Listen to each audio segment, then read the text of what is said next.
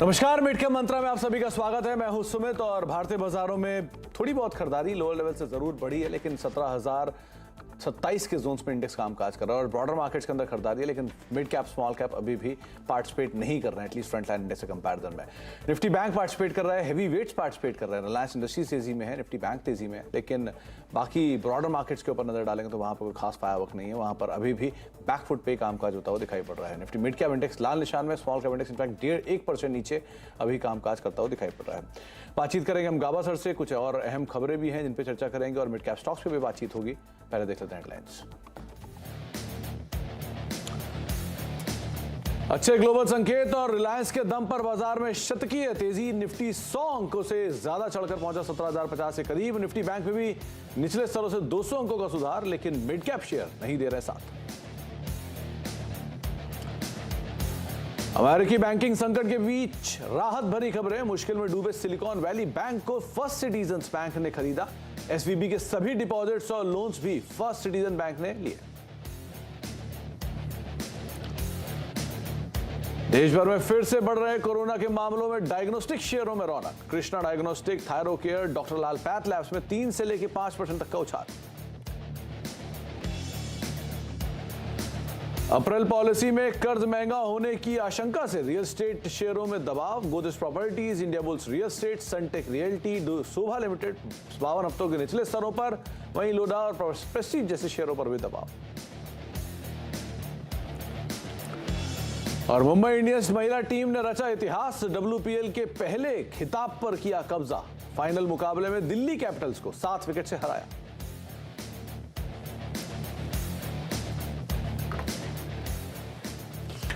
तो लौटते मार्केट्स के ऊपर, जहां पर आज बाइंग आपको दिखाई पड़ेगी सेलेक्टिव कमोडिटी बेस्ड स्टॉक्स के अंदर, जैसे कि ONGC, जैसे कि मेटल, जहां पर खरीदारी है। फार्मास्यूटिकल लगातार 5वां दिन जबकि खरीदारी के साथ कामकाज कर रहा है और आज भी फार्मास्यूटिकल के ज्यादातर सभी शेयरों में तेजी देखने को मिल रही है। आप फार्मा का जरा बार चार्ट लेके तो ज़्यादा बेटर सिचुएशन होगी पिछले एक हफ्ते का, क्योंकि ये लगातार पिछले पूरे हफ्ते में 3 दिन पार्टिसिपेशन, लास्ट के 3 दिन में अच्छा पार्टिसिपेशन, और आज के सत्र में भी यहाँ पर खरीदारी का दौर देखने को मिल रहा है। करीब करीब ये आपके सामने है 1.5% का उछाल। तो पिछले एक हफ्ते में ही फार्मा इंडेक्स में करीब करीब आप 500 से 700 अंकों के आसपास की तेजी देख रहे हैं। तो अच्छा मूव यहाँ पर देखने को मिला इस पूरे इंडिसेस के अंदर। आज फ्रंटलाइन इंडेक्स में 17,031 का जोन निफ्टी में आपको दिखाई पड़ेंगे, लेकिन mid cap small cap flat, mid cap बिल्कुल फ्लैट और स्मॉल कैप में 1% के आसपास की गिरावट है, जो कि एडवांस डिक्लाइन से ज़्यादा क्लियर होगी।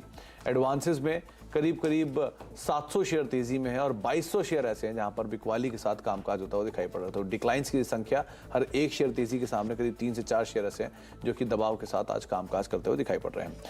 गाबा सर हमारे साथ मौजूद हैं, बातचीत करने के लिए उनसे हम चर्चा करते हैं। गाबा सर नमस्कार, स्वागत है कार्यक्रम में। पहले तो मार्केट्स को लेकर आपका व्यू, क्योंकि 17,030 इंडेक्स में आज गैप अप शुरुआत होने की उम्मीद थी, लेकिन फ्रंट लाइन इंडेक्स तो चल रहा है, मिड कैप स्मॉल कैप कोई खास एक्शन नहीं है। क्या करें बाजार में? Position tracking started Nifty. ठीक लगता है मुझे, यहाँ पर शायद एक अपमूव मिलना चाहिए। ऐसा कुछ होता है तो 17,075, लेकिन शॉर्ट टर्म में थोड़ी वीकनेस नजर आती है। पॉसिबल है कि 17,000 जोन देखे, सपोर्ट 17,000 के आसपास है। जब तक 17,000 ठीक है 17,000 टूटना नहीं चाहिए। अब ट्रेड कर रहे हैं 17,030, तो 30 पॉइंट डाउन एक पॉसिबिलिटी है शायद शॉर्ट टर्म। निफ्टी में भी लॉन्ग जाएगा गाबा सर कि ना जाए, वेट करें? हाँ जी, निफ्टी में भी आउटराइटली लॉन्ग जाने की जरूरत है या वेट करें? अभी थोड़ा वेट करना चाहिए। लोअर लेवल 17,000 के आसपास मौका मिलता है तो खरीदना चाहिए, यहाँ पर नहीं। ओके, और निफ्टी बैंक को लेकर? बैंक निफ्टी में वैसा ही हाल है, साइडवेज जोन है। जब तक ये 39,600 पार नहीं करता बैंक निफ्टी, तब तक इसमें स्ट्रेंथ नहीं आएगी। साइडवेज मूव है, लगता है लोअर लेवल में सपोर्ट है करीब 39,300, लेकिन वो सपोर्ट होना इनफ नहीं है, क्योंकि अब 3 दिन के बाद एक्सपायरी है वेडनेसडे को, आज है मंडे, बचा 2.5 दिन, और फिर ये ट्रंकेटेड वीक भी है। तो मुझे लगता है कि साइडवेज ही रहेगा। मार्केट में कुछ स्ट्रेंथ फिलहाल नहीं आती, लेकिन इस अपमूव में थोड़ी वीकनेस है। ये जो अपमूव मिला है इसमें वीकनेस है, पॉसिबल है कि थोड़ा डिप मिले। तो निफ्टी बैंक के लिए सर आप कहां कंफर्टेबल होंगे? हाँ जी, निफ्टी बैंक के लिए कहां कंफर्ट आप देख रहे हो लॉन्ग साइड पे जाने के लिए? लॉन्ग साइड जाने के लिए मुझे थोड़ा दिक्कत लगती है। थोड़ा डिप मिल सकता है, अगर डिप मिलता है 39,400 के आसपास, 39,300, वहां पर मेक और ब्रेक जोन बनता है। लेकिन ये सबको में स्ट्रक्चरली मुझे वीकनेस नजर आती है। कोई स्टॉक गाबा सर जिस पर आपकी नजर हो आज? जी हाँ, मुझे इंडिया मार्ट अच्छा लगता है। पॉसिबल है कि इंडिया मार्ट में एक अपमूव मिले। 5044 के ट्रेड कर रहा है, 54 पे ट्रेड कर रहा है, पॉसिबल है कि 5100 देखने को मिल सकते हैं। स्टॉप होगा अगेन टाइट 490 5000 का स्टॉप लगाइए, 5150 का स्टॉप टारगेट लगाना चाहिए इंडिया मार्ट पे। दूसरा इप्का लैब ठीक नजर आता है, आज फार्मा क्षेत्र में थोड़ी तेजी नजर आती है, यहाँ पर छुपने की जगह है, 794 ट्रेड कर रहा है, 805 का टारगेट है, स्टॉप होगा 790 का इप्का लैब। तो इफ्का लैब और इंडिया मार्ट दो नाम आपको गावा सर सुझाए हैं। फार्मा वैसे भी आज तेजी में है, तो इफ्का लैब 1.5% ऊपर है। इनफैक्ट एफएंडो के टॉप गेनर्स में Lupin, Biocon, Glenmark, Aurobindo Pharma, Alkem Lab, Torrent, इफ्का, तो लाइन से 6 नाम जो है 6 के 6 फार्मा स्टॉक ही हैं। तो आज अच्छी तेजी फार्मास्यूटिकल में अगर आप लॉन्ग जाना चाह रहे हैं तो इफ्का लैब गावा सर ने आपको सुझाया है, जिसको आप देख सकते हैं करीब करीब ये 794 पे ये इंडिया मार्ट के वो टारगेट्स आपकी स्क्रीन पर आ रहा है। लेकिन आप 5100 के टारगेट्स के लिए इंडिया मार्ट में लॉन्ग जा सकते हैं। और फार्मा में अगर कोई नाम ढूंढ रहे हैं तो मिड कैप फार्मा में से इफ्का लैब को आप देख सकते हैं। अब मिड कैप गेनर्स आपकी स्क्रीन पर आएंगे, जिसमें तमाम फार्मास्यूटिकल शेयरों के साथ ही शुरुआत करते हुए कि आज एफएंडो के टॉप गेनर्स तो हैं ही, लेकिन मिड कैप के टॉप गेनर्स में भी आपको फार्मा ही दिखाई पड़ेगा। जो सबसे पहले शुरुआत करते हैं Morepen lab, Lupin, Biocon, Aurobindo, ये कुछ नाम जहां पर तेजी है। ये मिड कैप के टॉप गेनर्स हैं, उनमें 3 नाम फार्मा है और एक जी शिपिंग, करीब करीब 2% की तेजी यहां पर आते हुए दिखाई पड़ रही है। मिड कैप के गिरने वाले शेयरों में वोकहार्ड फार्मा से ही 5% नीचे, इसके अलावा अदानी पावर 5% नीचे, टाटा पावर करीब 3.5% नीचे, जेएसडब्ल्यू एनर्जी 3.5% नीचे। यानी कि फार्मास्यूटिकल स्पेस के अंदर थोड़ा सा प्रेशर, पावर स्पेस के अंदर थोड़ा सा प्रेशर देखने को मिल रहा है। मेटल में तेजी है तो जेएसपीएल 1.5% ऊपर है, हिंदुस्तान जिंक 1.5% ऊपर है, वेदांता 1% ऊपर, टाटा मेटालिक्स करीब करीब 1.5% की तेजी यहां पर आते हुए दिखाई पड़ रही है। इसके अलावा आज मूव है फार्मा में तो मोरपेन लैब 15%, न्यूज फ्लो का positive impact, Lupin another news flow का इंपैक्ट 4% ऊपर, स्ट्राइड्स करीब 3.5% ऊपर, ग्लेनमार्क 3% की तेजी यहां पर भी आते हुए दिखाई पड़ रही है। इसके अलावा आज डायग्नोस्टिक शेयरों में तेजी है तो विजय डायग्नोस्टिक 9% ऊपर, मेट्रोपोलिस करीब 2.5% ऊपर और साथ साथ डॉक्टर लाल पैथ लैब 1.5% ऊपर, कृष्णा डायग्नोस्टिक करीब करीब 1% की तेजी यहां पर आते हुए दिखाई पड़ रही है। इसके अलावा कुछ और स्टॉक्स में आज आईटी में अच्छी खरीदारी है तो e Clerx, Info Edge, Persistent, Mphasis, mid cap IT के कुछ नाम जहां पर खरीदारी का दौर देखने को मिल रहा है, यहाँ पर भी अप मूव बना हुआ है। और साथ ही साथ रियल स्टेट स्पेस में जो प्रेशर है उसमें इंडिया बुल्स रियल स्टेट करीब 3% नीचे, गोदरेज प्रॉपर्टीज करीब 2.5% नीचे, प्रेस्टीज 2% नीचे और उसके अलावा कोल्टे पातिल करीब करीब 2.5% वीक वाली यहाँ पर भी आते हुए दिखाई पड़ रही है। गावा सर, क्योंकि फार्मा में इतनी बढ़िया तेजी है, ये लुपिन में क्या करें, 4.5% की तेजी है और बहुत लंबे अंतराल के बाद मूव आया है, यहाँ क्या करना चाहिए? मेरे ख्याल से यहाँ पर बेस बन रहा है और बेस बनते बनते कभी वक्त लगता है, तो लुपिन में लॉन्ग हो सकता है, लेकिन आज प्रॉफिट सोचेंगे तो आज प्रॉफिट मुझे नहीं लगता है। लेकिन आते दिनों में 700 का जोन दिखाई दे रहा है लुपिन में, स्टॉप होना चाहिए 650 का, थोड़ा डीप है, क्वांटिटी कम करने, लेकिन लगता है कि 700 जा सकता है आते दिन लुपिन। तो 700 तक की चाल शायद लुपिन दिखा सकता है, क्वांटिटी थोड़ा कम रखी है लेकिन लॉन्ग साइड पे एटलीस्ट ये यहाँ से दिखाई पड़ रहा है। आगे बातचीत करें कुछ स्टॉक्स को लेकर, लेकिन एक और इंपॉर्टेंट अपडेट जहां पे बाजार की नजर आज से शुरू होने जा रही ईपीएफओ की 2 दिवसीय बैठक पर है। इस बैठक में इस साल की ब्याज दरों पर फैसला होगा। ज्यादा डिटेल के लिए हमारे साथ अब रोहन मौजूद हैं दिल्ली से। तो रोहन, ईपीएफओ की इंपॉर्टेंट मीटिंग और वो भी तब जबकि बाकी जो एसेट क्लासेस हैं उनकी इंटरेस्ट रेट सिनेरियो में बड़ा चेंज होता हुआ दिखाई पड़ रहा है। सो क्या अनुमान लगाया जाए इस मीटिंग में?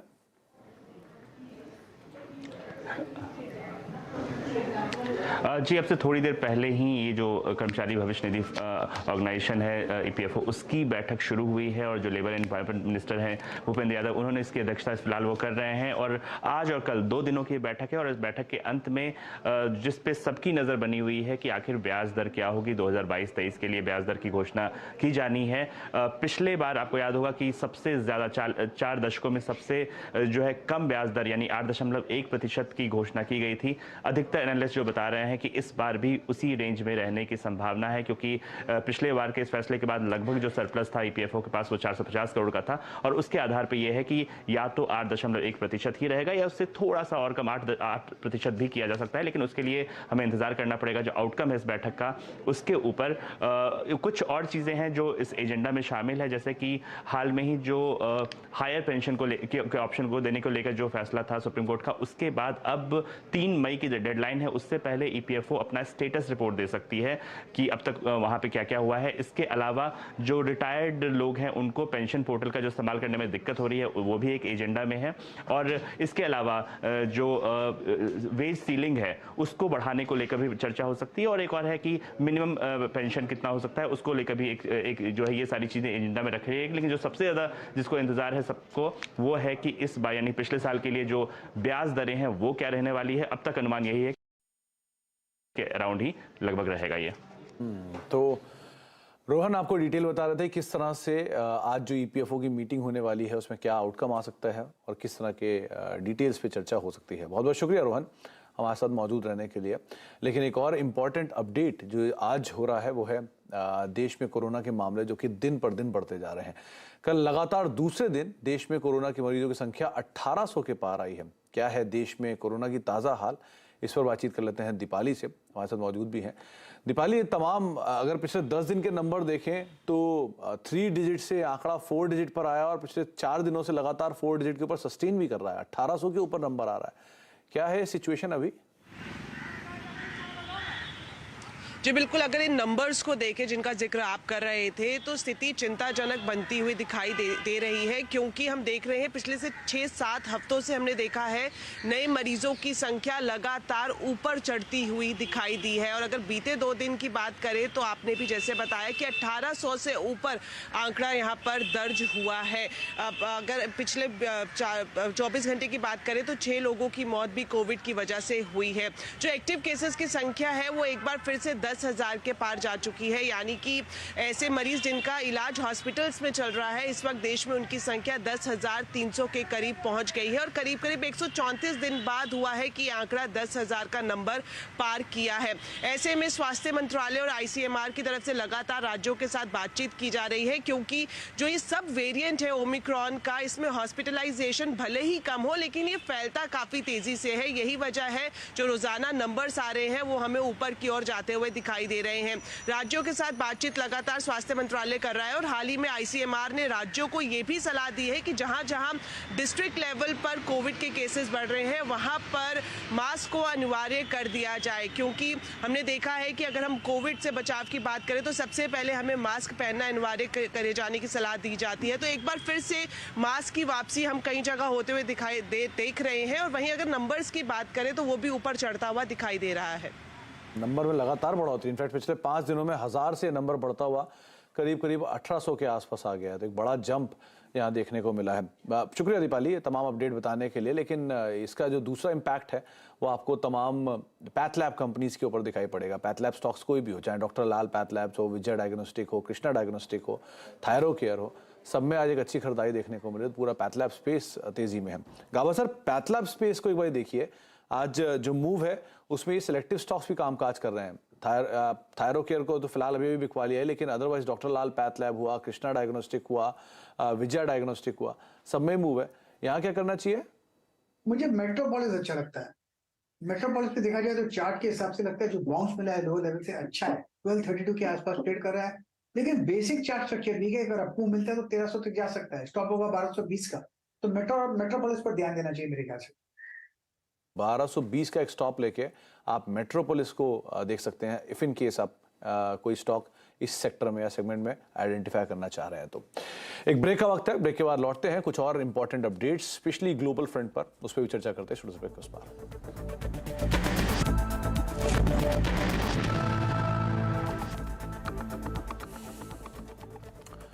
आप देख रहे हैं मिड कैप मंत्रा और मार्केट्स में एटलीस्ट फ्रंटलाइन इंडेक्स में तो खरीदारी है। 17,023 पे अभी कामकाज हो रहा है, लेकिन mid cap small cap as expected pressure में अभी भी कामकाज करते हुए mid cap flat to negative, small cap की गिरावट और गहरा गई और अब डे लो पर स्मॉल कैप इंडेक्स कामकाज करता है। 4041 ये स्मॉल कैप इंडेक्स का डे लो है, वहीं पर ये कामकाज कर रहा है। अमेरिकी बैंकिंग संकट में के बीच में एक राहत की खबर आई है, जहां मार्च की शुरुआत में दिवालिया हुए सिलिकॉन वैली बैंक को फर्स्ट सिटीजन बैंक ने खरीद लिया है। ये सौदा आज से लागू होगा और इस सौदे के तहत सिलिकॉन वैली बैंक के सभी deposits and loans first citizen bank ने ले लिए हैं। पूरा सौदा फेडरल डिपॉजिट इंश्योरेंस कॉर्पोरेशन यानी FDIC की देखरेख में पूरा हुआ है। इसके अलावा अमेरिका में जहां एक तरफ बैंक की एक डील सामने आई है तो वहीं तरफ दूसरी तरफ एक दिक्कत भी बढ़ रही है। खबर यह है कि अब वहां का रियल स्टेट सेक्टर बड़ा संकट बन सकता है। कैसे, बताने के लिए हमारे साथ नीरज जी हर बार की तरह मौजूद भी हैं। तो नीरज जी, पहले एक शुक्रवार को संकट आपने आइडेंटिफाई किया था वो बैंक का, और उसी दिन वो क्रैश भी कर गया था। थैंकफुली बाजार ने उसको इतना सीरियसली नहीं लिया अभी तक। और अब ये रियल स्टेट, तो कहाँ जा रहे हैं, क्या है अब अगला नंबर? देखिए, रियल एस्टेट का जो कमर्शियल हिस्सा है, यानी यूएस का कमर्शियल रियल एस्टेट है, उसके सामने एक बड़ी दिक्कत आ सकती है, ऐसे संकेत मिल रहे हैं। अभी आया नहीं है, मैं ये साफ कर दूं, लेकिन आ सकता है। उसके पूरे संकेत क्यों आ सकता है? क्योंकि जो कमर्शियल रियल एस्टेट है, जो 2-3 साल पहले जिसको लिया गया था, उसका साइज़ है करीब करीब 1.25 से 1.50 ट्रिलियन डॉलर का। और ये तब लिया गया था जब ब्याज दरें या तो ज़ीरो थी या 0.25% तक थी, तो उस पर ये लिया गया था। अब उसकी मैच्योरिटी आ रही है 2 साल के अंदर, और इस समय ब्याज चल रहा है 5 से 7% का, तो उसके रीफाइनेंसिंग की ज़रूरत पड़ेगी। तो ये इतना बड़ा साइज़ है, लगभग $1.5 ट्रिलियन की, जिसकी रीफाइनेंसिंग आसान नहीं होगी क्योंकि ब्याज दरें लगातार बढ़ी हैं। तो ये एक खतरा बन रहा है कि यहाँ पे मुश्किल आएगी। अब जेपी मॉर्गन और बैंक ऑफ अमेरिका का ये मानना है कि कम से कम 38 से 40 बिलियन डॉलर तो डिफ़ॉल्ट होगा इवेंचुअली, इसमें कोई शक नहीं है, क्योंकि पूरा बचाना लगभग मुश्किल, क्योंकि 2 साल से लेकर 3 साल, पौने 2 साल के बीच में मैच्योरिटी शुरू हो जाएगी। तो उनको ऐसा लगता है कि ये एक दिक्कत खड़ी होने वाली है, जिसके लिए अभी से अगर आप प्रयास नहीं करेंगे तो इवेंचुअली आपका रियल एस्टेट सेक्टर कमर्शियल शुरू होगा, फिर धीरे धीरे आगे जा सकता है। तो ये एक बड़ी चिंता मुझे लगता है कि होने वाली है। उनका मानना है कि जो डिफ़ॉल्ट का रेट है वो अगर 7-8% के दर से भी आप देखेंगे तो 38 से 42 डॉलर के बीच में डिफ़ॉल्ट हो सकता है। पहली प्रॉब्लम ये है। अगर आप ये बोल रहे हो तो क्या, क्योंकि रियल स्टेट का जो स्प्रेड होता है वो बैंक्स पे आता है, और बैंक में आप ऑलरेडी जूझ रहे हो 2 बैंक्स को लेकर, और 2 बैंक आपने कल और अपडेट कर दिए थे। तो क्या ये जो स्केल्टन है बैंक्स के, ये भी पूरे निकले नहीं है, भी और आने? ये बिल्कुल आएंगे, अभी निकले नहीं है, क्योंकि जब ये रियल एस्टेट की समस्या आएगी तो इसकी फाइनली इसका नज़ला बैंक के ऊपर गिरेगा, क्योंकि कई सारे इलाकों में, शहर में 13-14% तक रियल एस्टेट खाली पड़े हैं और रेंटल यील्ड 2.5% से नीचे चली गई है। तो ये मिसमैच खड़ा हो गया है। अब नज़ला कैसे बैंक के ऊपर गिरेगा? क्योंकि बैंकों को जो 950 बैंक है यूएस में, जिसमें से आप रफली मान लीजिए कि 40-50 बैंक हैं जो ठीक ठाक हैं, बाकी सबको लिक्विडिटी क्राइसिस हो रही है। तो फेड ने कहा था $150 बिलियन की, $162 बिलियन की हमने क्रेडिट लाइन खोली है, उसमें से $100 बिलियन लोग ले चुके हैं पहले ही, अभी मुश्किल से 15-20 दिन हुए। ये सिलसिला लगातार बढ़ रहा है। तो क्या बैंक को इतनी लिक्विडिटी दे पाएगा, अब ये क्वेश्चन है। तो इसलिए लगता है कि ये समस्या आगे गंभीर हो सकती है।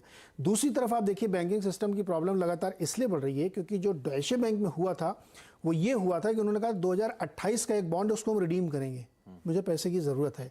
केवल इस खबर की वजह से उनका स्टॉक गिर गया था, लेकिन ये खबर पक रही है। पिछले 1 महीने में स्टॉक 20% नीचे है, और उन बॉन्ड के अगेंस्ट जो सीडीएस बिकते हैं, क्रेडिट डिफॉल्ट स्वैप, जो एक तरीके से इंश्योरेंस होता, पता लगता है कि आपका बॉन्ड कितना सफल हो सकता है, उसकी कीमत 300% उसका प्रीमियम बढ़ चुका है। तो अभी भी ये कहना मुश्किल है कि डॉयचे बैंक बिल्कुल ठीक है, संभल गया है। केवल चूंकि यूरोपियन यूनियन के हेड और जर्मनी के हेड ये सब कह रहे हैं कि हम मदद के लिए खड़े हैं, इसलिए फौरी तौर पे दिख रहा है कि हमें बच गया, लेकिन हमें लगता है कि वो मुश्किल अभी खत्म नहीं हुई है। तो बैंक और रियल एस्टेट दोनों कनेक्टेड हैं। अब ये कब आगे आगे आपके सामने दिखेगा, इट्स मैटर ऑफ डेज। मुझे लगता है कि जल्दी आपके सामने ये समस्या आने वाली है। तो ये समस्या भी और प्रिवेल करेगी और क्रूशियल है। एक और चीज़ नीरज जी ने अभी हमारे ग्रुपों में भेजा है, वो भी मैं लगे यार नीरज जी से डिस्कस कर ही लेता हूँ। नीरज जी, आपने एक ग्रुप पे वो एक सर्वे भेजा है। सर्वे कहता है कि जो 70% मुंबई के लोग हैं वो 11 बजे के बाद सोने जाते हैं, और वो 29% आबादी ऐसी है जो 7 से 8 बजे उठ जाते हैं। आप मेरी याददाश्त में तो इससे ही पहले उठने वाली आबादी में आते हैं। मैं इससे भी थोड़ा लेट सोने जाता हूं और बहुत पहले उठ जाता हूं। वो 49% लोग जो होते हैं वो हमेशा स्लीपी फील करते हैं बॉम्बे में। अब तो मतलब ये एकदम फैक्ट है ये। तो ये इसीलिए है क्या, ये जो पढ़ रहे थे सब रात भर यूएस मार्केट देख रहे थे, इसीलिए पढ़ रहे थे? ये जो वेकफील्ड का सर्वे है, ये एक्चुअली सही है। मुझे मतलब कम से कम मुझे तो पढ़ के लग रहा है कि ये सही है कि रात में लोग 11 वेकफील्ड से बात हुई थी, कुछ बताया था कि ऐसा हो रहा है आजकल, मैं देख नहीं पा रहा हूं। अभी भी आया तो मैंने कहा चलो इसको ट्वीट करते हैं। नहीं, सर्वे इंटरेस्टिंग है। सही है सर्वे। आप भी 11 बजे बातें जाते हो सोने, और सुबह उठने का टाइम वही है। मतलब 6 बजे से पहले या 6 बजे के आसपास सब लोग उठ जाते हैं। तो आप सुबह आएंगे तो आपको स्लीपी फील होगा। और ये मतलब ऐसा नहीं कि वीकडे ही है, वीकेंड में भी एक्सटेंड वीकेंड में भी एक्सेप्ट, क्योंकि इतने 15-20 साल से आदत पड़ गई है, तो अब हमको पता ही नहीं कि 9 बजे उठ के कैसी फ्रेशनेस होती है, लेकिन नींद ही खुल जाती मुंबई है। नहीं, बाकी शहरों में भी होगा। मुंबई की ट्रैवलिंग टाइम बहुत है, इसलिए शायद ज्यादा लगता है, भाई लेकिन सर्वे चूंकि मुंबई का इसलिए हम लोग कहते हैं, लेकिन हाँ हो सकता है कुछ शहरों में, लेकिन इतना ज़्यादा नहीं होगा। मुंबई में ही है ये सब इतना ज़्यादा झंझट, बाकी शहरों में लोग आराम से उठते 9 बजे, उनके अपने 8 बजे 9 बजे। खैर, लेकिन ये सर्वे भी हुआ है, तो ये नीरज जी ने भी फॉरवर्ड किया, तो इस पर भी बातचीत कर डाली हमने। इसके अलावा अब मार्केट्स पे वही वापस लौट के आते हैं कि 17,000 को बिल्कुल मार्केट अब वापस टेस्ट कर रहा है। करीब करीब 60 अंकों की बढ़त है। जो शुरुआती या थोड़ी देर पहले जो तेजी थी 17,060 के आसपास की, उसको कुछ हद तक इंडेक्स फिजल आउट करता हुआ दिखाई पड़ रहा है। मिड कैप इंडेक्स अब वापस लाल निशान में और 50 अंकों के आसपास का डिप यहाँ पर। स्मॉल कैप इंडेक्स अब 1.25% से ज्यादा, यानी करीब करीब 1.5% की तरफ बिकवाली में जा रहा है। निफ्टी बैंक वापस लाल निशान के अंदर पहुंच चुका है, जो थोड़ी देर पहले हरे निशान में कामकाज करता हुआ दिख रहा था। ओनली सेक्टर जो आज पार्टिसिपेट कर रहा है वो है फार्मा, लुपिन, बायोकॉन, ग्लेनमार्क, औरो, एल्केम, टोरेंट, इप्का। ये 5 नाम जो कि अभी भी टॉप गेनर्स के तौर पर कामकाज करते हुए दिखाई पड़ रहे हैं। तो पूरा बाजार के अंदर फार्मा ही देखने को मिल रहा है। गाबा सर, ये बायोकॉन में क्या कर रहे हैं? 3% ऊपर, 4% ऊपर है। एक रिसेंट फॉर्मेशन जो थी, इसमें बेस बन गया क्या? एक्चुअली फार्मा में लगता है कि बेस बन रहा है, बायोकॉन में बनने की कोशिश कर रहा है, लेकिन इसे बनते बनते वक्त लगेगा। स्ट्रक्चर अब भी वीक है, मेरे ख्याल से अब तक स्ट्रेंथ नहीं है। हाँ, आपको नजर आता है, नो डाउट अबाउट इट, लेकिन ये लालच हो सकती है, लेकिन अब तक तो वीक स्ट्रक्चर है। तो वीक स्ट्रक्चर है, लेकिन हाँ थोड़ा थोड़ा पिक एंड चूज करने की जरूरत है स्पेस के अंदर। खैर, अब खिलाड़ी नंबर 1 आपकी स्क्रीन पर। खिलाड़ियों का अपडेट किस तरह का है, क्या पार्टिसिपेशन है? आज हफ्ते का पहला दिन है, तो अभी तो बहुत ज़्यादा रिटर्न में कोई वो नहीं है, फायरवर्क नहीं है, लेकिन अमोल अठावले ने इंडिया मार्ट से एग्जिट किया है। 5,300 रुपये के टारगेट्स के लिए उन्होंने यहाँ पर खरीदारी की राय दी थी और 4,955 का एक स्टॉप लॉस रखा था, और 5,300 से पहले ही अपनी पोजीशन से एग्जिट कर गए हैं। और जो मुनाफा मीटर है वो आपकी स्क्रीन पर। सो फार तीनों खिलाड़ी नेगेटिव, इसमें पवन का रिटर्न सबसे ज़्यादा negative, Brijesh flat to negative और अमोल भी फ्लैट टू नेगेटिव टोन के साथ कामकाज करता हुआ दिखाई पड़ रहे हैं। ब्रेक का वक्त है और ब्रेक के उस पार हम बातचीत करेंगे नो योर कंपनी में, जहां पर आज हमारे साथ अनुपम रसायन के डिप्टी CFO विशाल ठक्कर सर मौजूद होंगे। उनसे हम चर्चा करेंगे कंपनी के एग्जिस्टिंग नंबर्स और आउटलुक को लेकर। छोटे से ब्रेक के उस पार। नमस्कार।